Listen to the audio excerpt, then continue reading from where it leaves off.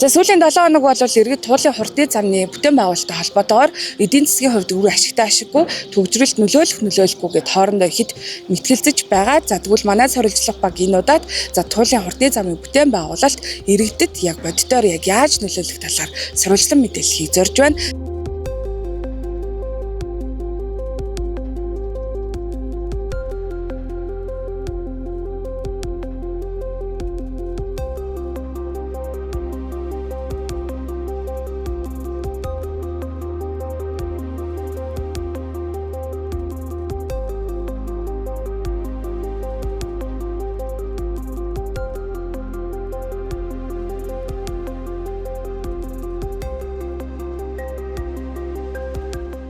За яг одоо энэ харагдаж байгаа Мишель Экспогийн цэцэрлэг түрээлэн бол амралтын өдрөөр пик дүүрэн яг энэ харагдаж байгаа энэ гүүр нь бол ингээд төгжрөл үүсдэг гэж байгаа байхгүй юу. За яагаад вэ гэх юм бол баруун бүсийн буюу Сонгон архин Баянгол дүүргийн иргэдэд яг агаарлах газар маш тутмаг байдаг учраас бүгд ийшээгээ ирдэг гэж байгаа. За гэтэл одоо туулын хурдны замын бүтээн байгуулалттай холбоотойгоор за яг энэ хэсгийн цэцэрлэгт хүрээлэн үгүй болох эрсдэлтэй болоод байгаа.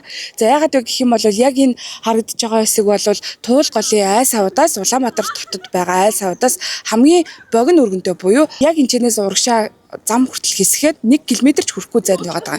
Тэгэхээр дээр нь 6 игнэтэй хурдны зам барина гэхээр яалтчгүй энд байгаа цэцэрлэг хүрээлэн үгүй болох эрсдэлтэй болоод байгаамаа. Манай туул гол энэ одоо энэ мод ингээл юу гэдэг чинь хүүхдүүдэд хамгийн чухал агаар байдаг байхгүй юу. Одоо манай хүүхд анх төрөхтэй хөтлөө юу байсан байхгүй юу.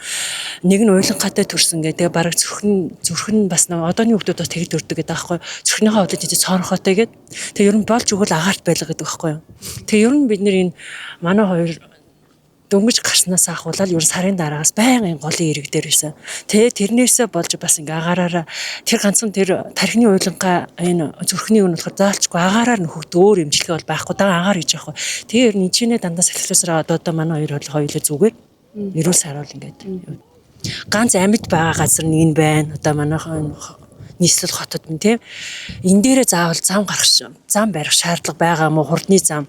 Хоолны туршил муршил муутай тийм хүүхдүүд айгүйх байдэн штэ. Тэд нар чи ерөөсөө агаар салхинаас аарын дутагдлаас болж байгаа байхгүй. Амралтын өдөр айгүй их үнэтэй. Битүү болт штэ. Тэг бүр дээр бас тэгжсэн нэг ихч бүр настай эмээж аавас хаа байсан юунаас тэр ханы материалаас ирж ийн гэж ярьж байгаа штэ. Бид нар гарах ер нь орчин айгүй байхгүй болцсон.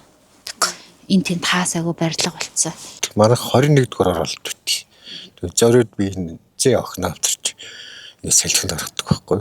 Манай 21 чинь айгүй хагаар муутай шүү дээ. Тэгэл ирдэг.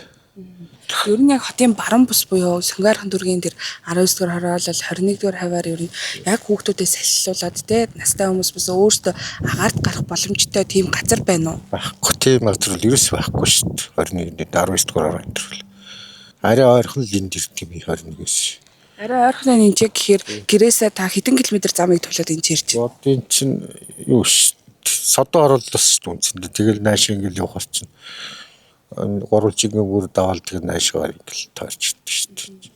Энэнгөр ч одоо ганц явдаг замаар нь хүүхдүүдэд салхилуулах газаргүй болчих штеп. Байрных нь гадаа хүүхдэд тоглуулах, салхилуулах ямар ч боломжгүй.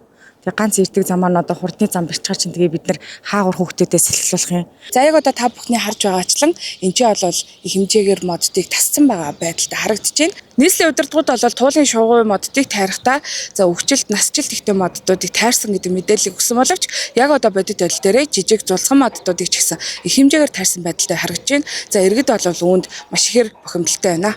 Энэ нүнгээр явахаас гадна тэр гол руугаа ордог бас хэсэг байдаг байхгүй юу? Тийшээгээ бид нар бас айгүй хүүхдүүдтэйгээ орж суудаг. Тэг өчигдөр бол тийшээгээ орох ямар ч боломжгүй л болсон мэлээ. Дүүрэн модын тайраад унгаацаа тэрэг явах ямар ч боломжгүй. Хүүхд юус агаар салхихгүй л бол айгүй хэцүү байхгүй. Ээжд нь айгүй хэцүү, шаналгаатай тий.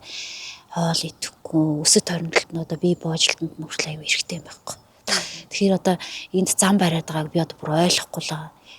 Уг нь нэлен дээр баахан хүмүүс юм уу гар хэсэг мэсэг зураал боллоо гэж сонсчод айгүй тайвширч байсан чинь саяхнаас одоо ингээл ухаж төнхөл одоо энэ дэше би айгүй олон ээж нар энэ хүүхдүүдээ аваад нөгөө туулын директор ордог хэсэг рүү голын эрг рүү ордог байхгүй. Тэгэхээр чи тэрүүгээр бүр нээл мод яруулаа айц. Айгүй амар харж байгаа юм чи. Хүүхдийн тэрэг мэрэгч төрхийн аргагүй болцсон. Тэгэхээр энэ одоо яагаад ингэж байгаа юм бэ ойлгохгүй л нэг сони тий ардынхаа эсрэг бүр амар зөв.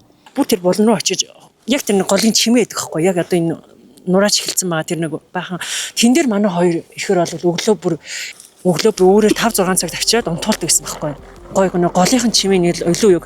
Одоо тэгэл тэрийг харахаар бүр сэтгэл өмөрөөд бүр ингээ надад л аюу хэцүү санагдчихж байгаа. 5 жилийн өмнө Мишель группийн 100 гаруй харилцагч байгууллага хамтран өөрсдийн санхүүжилтээр иргэдэд зориулан Мишелийн цэцэрлэгт хүрээлэн байгуулсан. Энэ нь одоо хотын баруун бүсийн иргэдийн эрүүл мэндэд итгэж нарлаж агарлах боломжтой ганц газарч хурдны замын бүтээн байгуулалтын улмаас моддыг нь таарч ихсэн энэ байлаа. Хотын иргэдийн хувьд ус модтой агарлах боломжтой ойрхон ганцхан байршил нь Туул голын сав газрууд. Гэвч Туулын 6 агнитаа хурдны зам Баян зүрхийн төвчнөөс баруун аймаг руу салтаг аюулгүй тойрог хүртэл байрлах учраас зөвхөн Мишелийн цэцэрлэгт хүрээлэн төдийгүй гол дагаж агарлах боломжтой бүх газрууд үгүй болох эрсдэлтэй байна. Иймд цаашид Улаанбаатарт хөрөнгөтэй голын иргэн хаавст нарлаж хоосон нь хурдны замын тоосонд сүйдэрлэл сонголуултлээ.